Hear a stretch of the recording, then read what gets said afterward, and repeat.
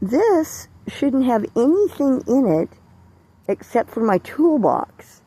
And these boxes have never seen water, so I'm not sure what this would be.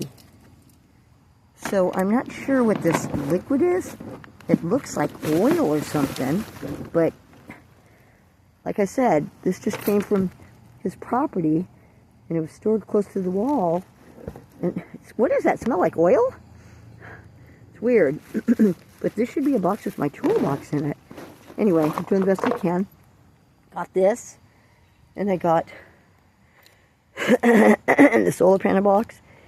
And there's, I think, 3 more boxes. Excuse me. And what I'm going to do is to tell you the story. This is how the story started, to tell you the truth. The story started with my land, my car, the automobile, this automobile right here, the Kia Rondo. It's dirty, so I'm not going to take video of it until I wash it. So it started with this Kia Rondo being parked. I'll put it in its position where it was before. But it started with it being parked back here, and that man coming on the property and going behind. Looks like the possum got into the trash again.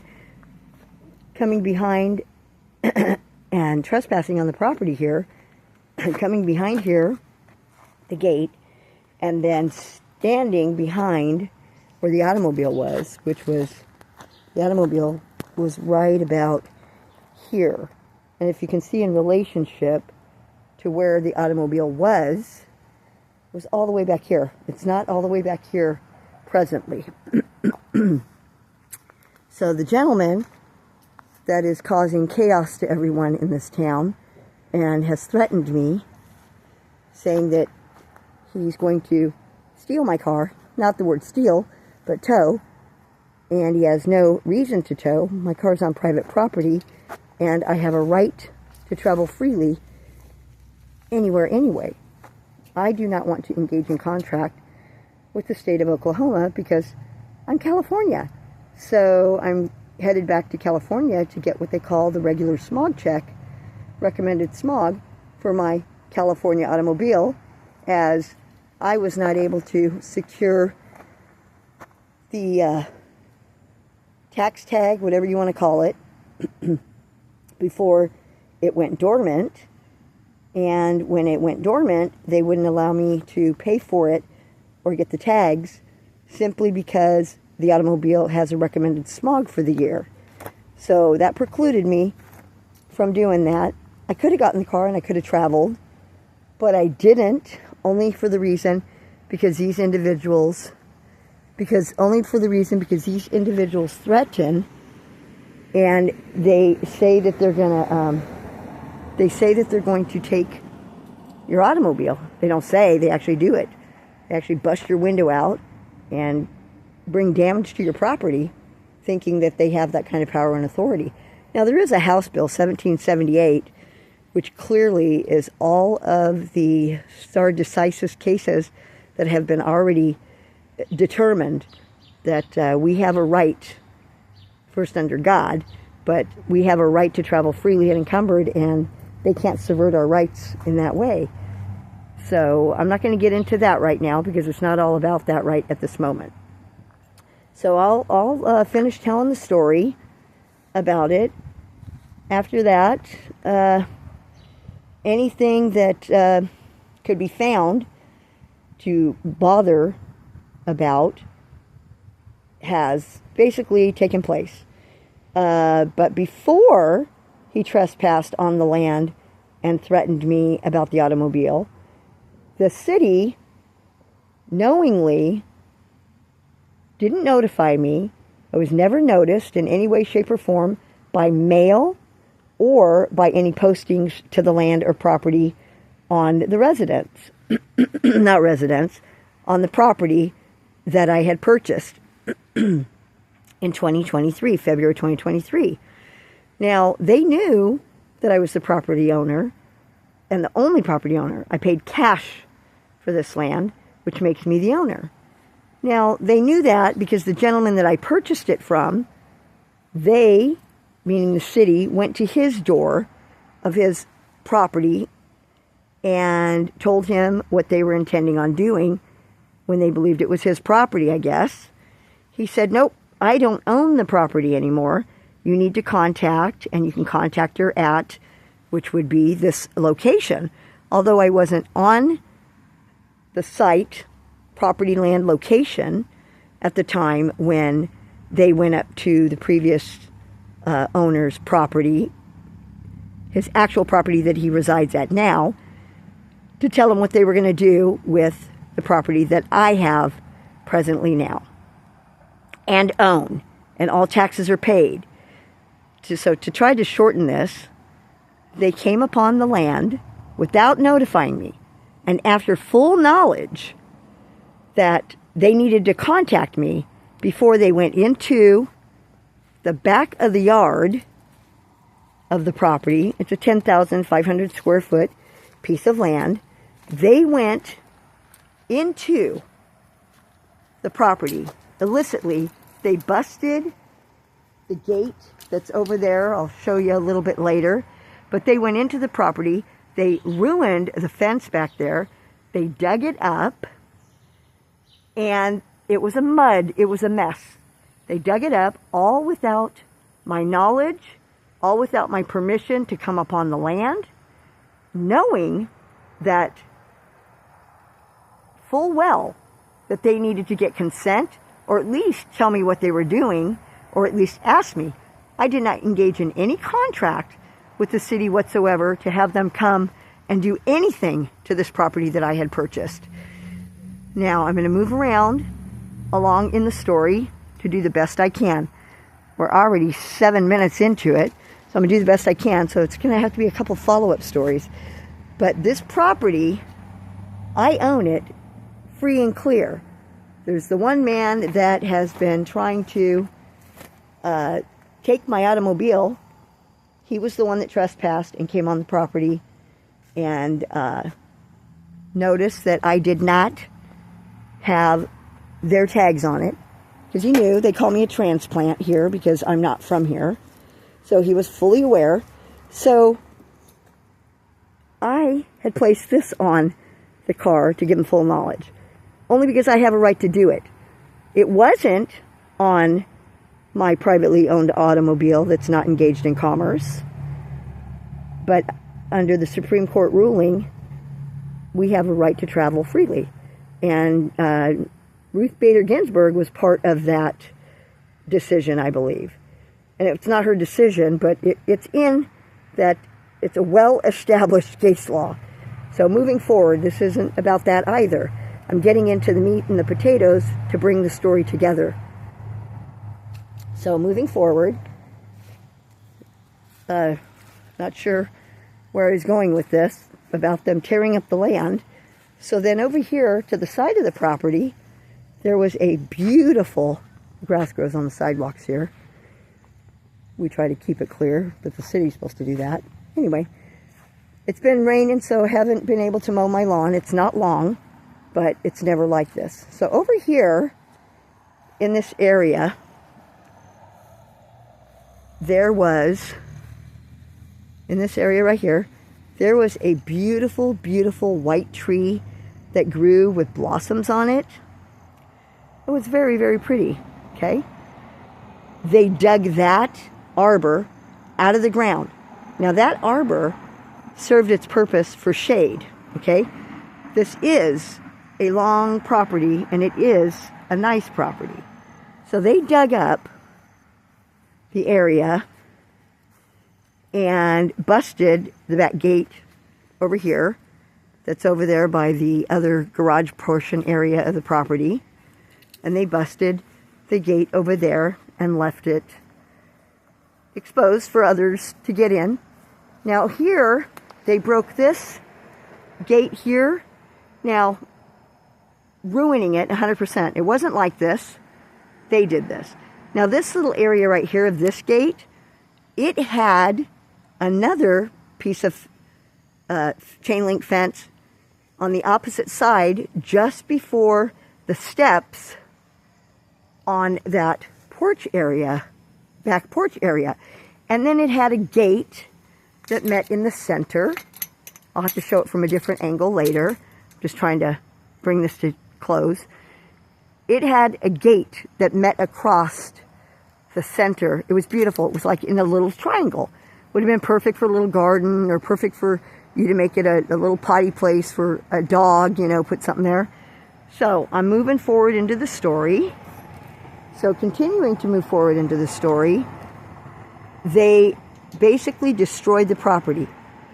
This, in my words, I believe they destroyed it, because it wasn't like it was when I purchased it, and they degraded the land, the property. So this had its own seclusion and private area of the property. Like, see these pretty flowers? And I was keeping them contained and looking, you know, nice when I was coming to the land, clipping, because I wanted to make sure that it looked nice. But it was fully private around here on the top, okay? They took all of that down. They didn't have permission to do. People would like privacy.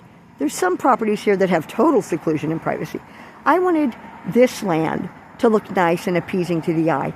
So I was going to do it like with an arch and trellis over there where you see the no trespassing sign. Just like this plant here is growing like this. This one needs to be lifted a little bit. I haven't done it for a while because of the weather, but it's kind of got a little bit arch to it. So to make a long story short, it had like an arch, right? All the way down kind of on this, okay? It looked nice, and I thought it looked nice.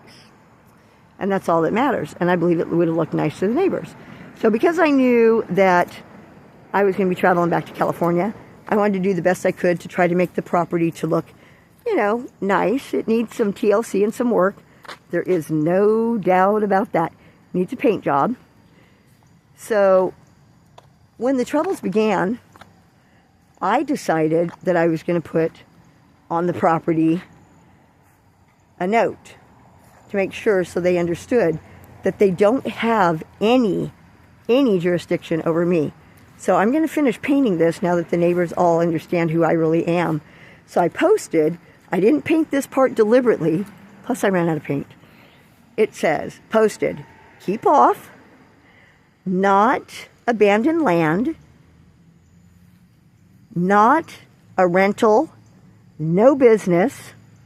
So they understood, I believe. Well, something has changed, and I'll get into that in a moment. So moving forward from this portion, okay, so moving forward, going this way, it does need paint, like I said. It's what I have. I bought it, I paid for it, it belongs to me. Now, if I'm not mistaken, under Oklahoma's law, it's not a law, it's a statute, I believe. Under Oklahoma statute, and common knowledge to the word for this in regards to a word of eviction, I believe eviction occurs when individuals haven't paid their rent or whatever it could be. But that's a relationship. So now the property next door is a rental property, okay? Property next door is a rental property. So that is considered commercial. So obviously the city can somewhat, not dictate the terms, but somewhat try to make them keep it, you know, nice for the individuals on the property, in the property. And they can go and tell them you need to do this, this, and this, because they are servicing people in the community by renting their home to them. I don't fall under any of that. So Oklahoma statute, an eviction, like I said, is between a tenant and no one, from my understanding and belief at this point, no one can evict you from your private property and land, especially if you purchased it, paid cash for it, and all the alleged taxes that they want to charge you are current. This is, Now, what they've tried to do, and I'm going to call it an extortion fee, because the minute I paid, they believed that I owed, or was trying to make me pay the money for them stealing the arbor out of the ground here and tearing up the backyard and destroying it, causing this property to flood. When they did that, they created a big old hole over in the area that I just got back from showing you, and it degraded the property completely. So I'm trying to make sense of this to get to the whole thing about it. So now what has done, I was threatened about he was going to tow my car, and that was the only time that I was threatened about it. That was back in 2023, I believe. Okay, hadn't been bothered since, because they knew they couldn't do it because I gave them the law. I actually walked into the church over here. There's a church down there that the mayor attends, and I handed him the law. Nobody wants to recognize the actual law. They want to pick and choose the laws that work for them so that they can extort money out of the citizenry and the inhabitants on the land, but they don't want to recognize the laws that go to our benefit. And actually, everything is supposed to go to our benefit. Nothing is supposed to harm and be detrimental to us, from my understanding, based on how I know it to be. I've been in the study of constitutional law since 1982. I'm very passionate about that, just as a doctor is passionate about being a surgeon if he is, or a teacher, or a theologian. The point that I'm trying to make is I'm passionate about what I believe in. I believe and know that we don't get our rights from anyone. Everything came to us from God, God Almighty. Then secondary, to make sure that we were able to maintain what we got from God Almighty, we've got the Bill of Rights and the Declaration of Independence. So putting all that aside and together,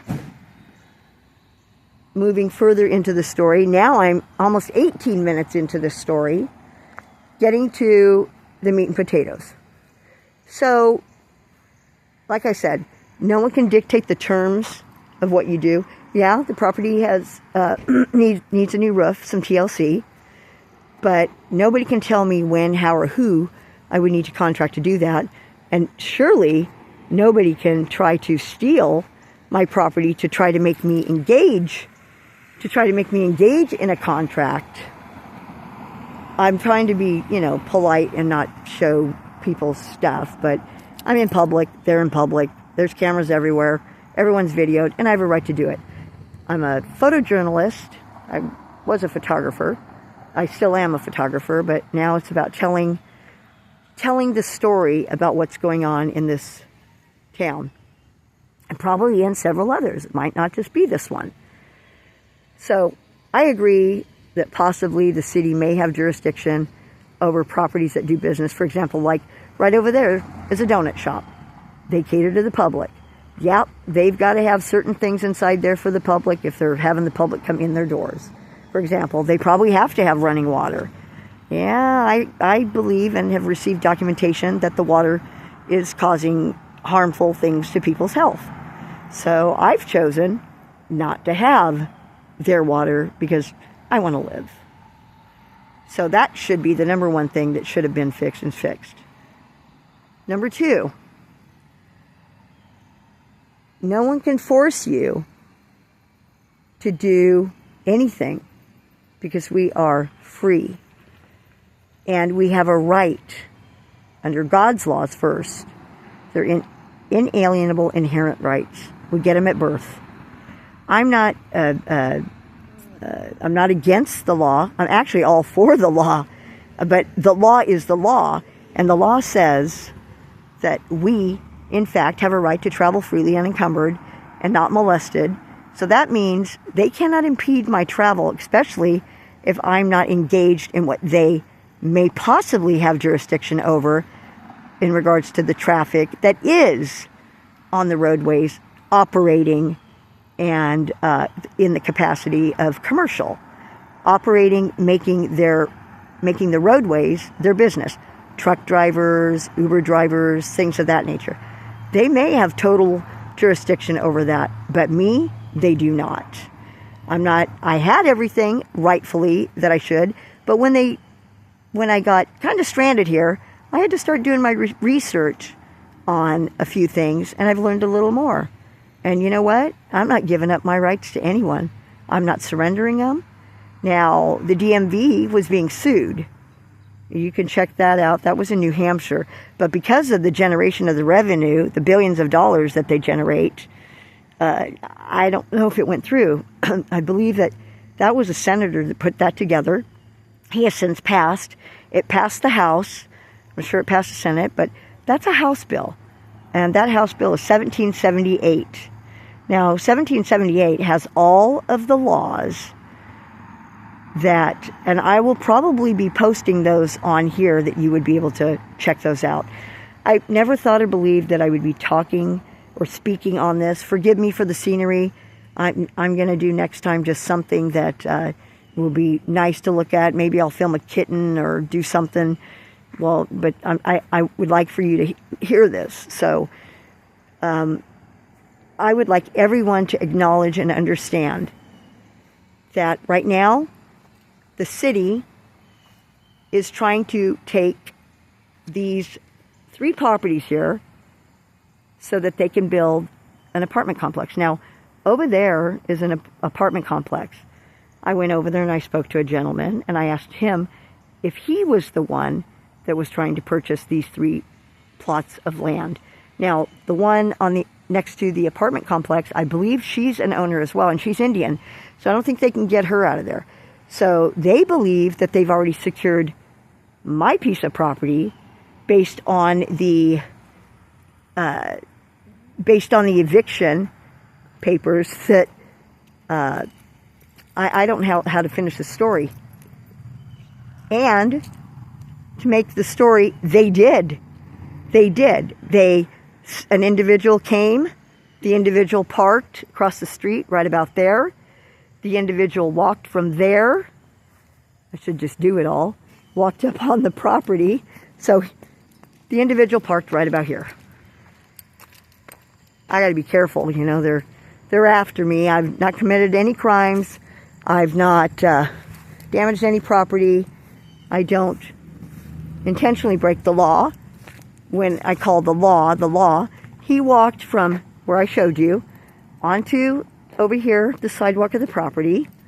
Now, it was raining that day, so I had some plastic out on the dirt over there.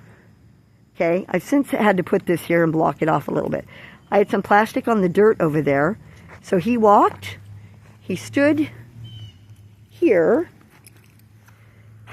and I was going in onto the porch. He took about 4 steps. Oh, I'm going to have someone demonstrate that. Nah, all right. He took about 4 steps. I guess I'll do it just by walking. He took 4 steps onto my property. There's a sign that says absolutely no trespassing, and I'll go to that when I close. So he took 4 steps. 1, 2, 3, 4, and he kind of took the 5th step almost when he did his lean forward, and he dropped the documents. Coming over here to show where this area is. He dropped the documents right about there on the property. So looking from the opposite angle, from the porch, hey, the sun's coming through, guys. This is a glorious piece of land that I purchased. I can see the sunrise come up over here. Not that I was intending on residing or living here, but, you know, I do have an offspring, and I would like to maybe leave this piece of land to my offspring. So there's the sun coming through. It's kind of a cloudy day, or it was, but God's brightening it up for us. Thank you. All right. So, trying to show you from the porch area. Standing on the porch. From what you would see to where he would have traveled up, walked up. See, he had to come all the way on the land, took 5 steps, and the document, like I said, ended up past that patch of grass, right about there on a piece of plastic, because I don't like how this gets. With the mud, so I covered it with plastic. So it landed, you know, like a plastic tarp type thing. So it landed, like where I showed you when I zoomed in, right past that grass and over here, moving forward. So it would have been, further back, right about there where that gentleman's feet were that you saw. Okay, so it landed right about there. So you can see he came on the land quite a lot from that location parked across the street. Okay, so I'm going to close this right now because, like I said, there's a lot. I don't see anybody walking up the street. So, oh yes, I do. There's new walkers that have come on since the city has decided that they are going to falsify documents. So he threw something there, and it was saying that I needed to, or it was a Friday, July 21st. He didn't say anything. It was Friday, July 21st. He did those 4 steps, leaned forward. It landed there on the plastic, and then he left. So that was that in regards to that. The next step I'm going to share is that's my lovely automobile. Fully wonderful, fully low mileage, traveling automobile. Provided to me from God Almighty. I own it, free and clear. Nobody has any stake or claim on it or to it. So you know how the story started. That's how the story started. Right there with the trespasser going on my land, behind my automobile, to do what they wanted to do. It's all been about. Then there was another day, and I'll tell you that day, I believe it was April 4th. He came back. He stood right here in the street with the chief of police and conspired against my rights. Made a statement and said, well, she's been warned about her automobile. I'll just come back and tow it. Well, it looks like that's what he thinks he's going to do. Or he's not thinking he's going to do that. They're thinking that they are going to take possession of my land for evicting me, which they have no standing in law to do. They don't own it. I don't owe any money that they generated in any way, shape, or form when they came upon this land illicitly, damaged my property, busted my gate. They had the knowledge from the previous owner, like I stated in the beginning. He specifically told them.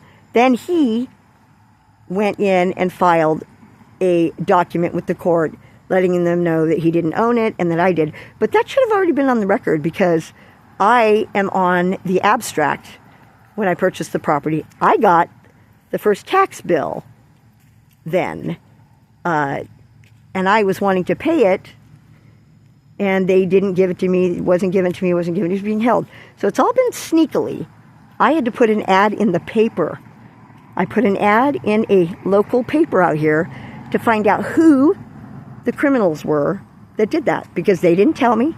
I had no knowledge of it at all until after the gentleman came that I purchased the property from, gave me the story that they came to his property first, and he told them that they needed to contact me.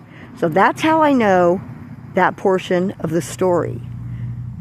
The other part I know about what their intentions are about securing this land. They've been trying to do it for a long time, but they couldn't do it because this piece of property was holding them up. So now they circumvented and they falsified documents, I believe, because I, in fact, never, ever, ever received any 8-page certification document pertaining to anything. Nothing was registered, certified, or mailed pertaining to anything with respect to my property. Now it's been alleged that which I did not, that I was given, or it was left, or it was mailed, because it's in the record of the court, I guess, that I received an 8-page something on the day after the gentleman trespassed from my land here on July 21st. Was it July 21st? August 21st? August 21st, excuse me. Trespassed here August 21st, letting me know that I needed to be in court on August 26th. August 21st was a Friday. Saturday couldn't do nothing. Sunday you couldn't do anything. He didn't let me know anything. And the next day is the date that they said or alleged to be filed, the 8-page, I'm going to call it falsification of service and lying on the record, because I never, as God is my witness, I hold up my hand to the Bible. They don't let you do that in the courtroom anymore. Well, I do, because he's my judge and he knows the truth. So I was not given anything, and nothing came or was found on this property or inside the basket here, making it easy so that they wouldn't have to trespass on my land should they have to put something there. It says mail right down on it. That's where they would have put the stuff. Nothing ever got there. I never received any 8-page anything. Go to the court records. Go look at what they have. It's a case filed. And I guess I could put the case on here. I'm going to put the case on here. I'm a very private individual, but everyone needs to know this, because God help us all if they get away with this. So now, if you read the documents in there that he threw on the property, they want to forego a jury trial. Of course they do. And because I'm going to tell the next story about when I did get to the courthouse on the 26th, and when I was in the courthouse by 8 o'clock, by the hour of, maybe it might have been a few after 8, but anyway, I'm going to get to the story about how that went. How the sheriff told me when I asked, can I not go through the scanner? I really don't want to be exposed to the radiation. So if you want to come in here, you have to. And I said, so can I be wanted? I mean, I was even against that, because I don't, my Fourth Amendment means something to me. I don't just give away my rights. So I had to do it in order to conduct the business, to stop them from trying to steal my land. Well, I'm going to tell you the one on the next one. So stay tuned, and I'll let you know how that went in regards to when I ended up in the courtroom doing what I needed to do at the clerk's front counter in plenty of time to be where I needed to be to get to where a paper said 9 o'clock. But I was physically present in the courtroom, or in the courthouse. I showed up. I cannot do anything about individuals that deliberately or incompetently don't know their job and try to prevent me from getting to that room, I believe. And then I'll tell the story about that. This is just how I believe, because of the way things had transpired. So stay tuned. I will tell you the story about that. And like I said, guys, I promise I will have it set on something for you guys. So you guys got to input what would you like to see, look at that day for the next one. Do you want to look at a car, solidly at a car? You want to look at the sunset? You want to look at, let me know in your comments and I'll do my best. But please subscribe and stay tuned to this story, because we all have to come collectively together. The individual that is doing this, he's out of control in this town. Many have come forth. His name, and I'm going to say it because I can, because this is a story that needs to be heard. His name, I'm told, is Gary Carter. Gary Carter came to this property just the other day. And because they need to secure this property, right? He came here just the other day complaining about this man who watches his children. Well, that wasn't what he was complaining about, but I'm trying to tell you the reason behind it. He came to this property telling him that he needed to get rid of the junk in his yard. Well, let me show you what that junk is. Because, it wasn't all put nicely like it is, but we collectively came together as neighbors, because we're supposed to love one another and do this for our neighbors. This toys and things here is not junk. These are his grandkids' toys, and he has, I know there's just four 5 of the little babies, and then there's a few grown ones. But this is basically all the little babies stuff that he referred to as junk. Okay? We put it together. The barbecuer wasn't there. It was over here.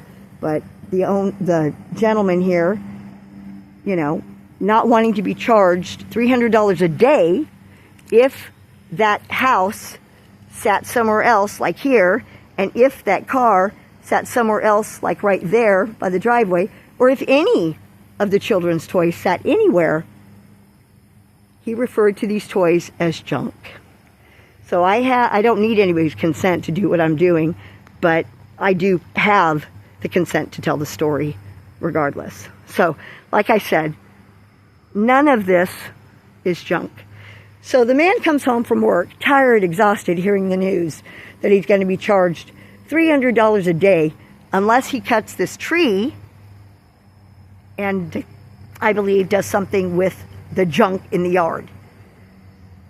There's a basketball court. Now, what they should be worried about as a city, but of course they're trying to secure the property, so they know they shouldn't worry about this yet because they're going to do it all when they steal my land or try to. They should be worried about this here, where people can't even get into or onto their property without, like, they have guests come. The guests have to walk through this trap of crap and mud because it has no drainage on this whole side of this property, okay? On the side of the street.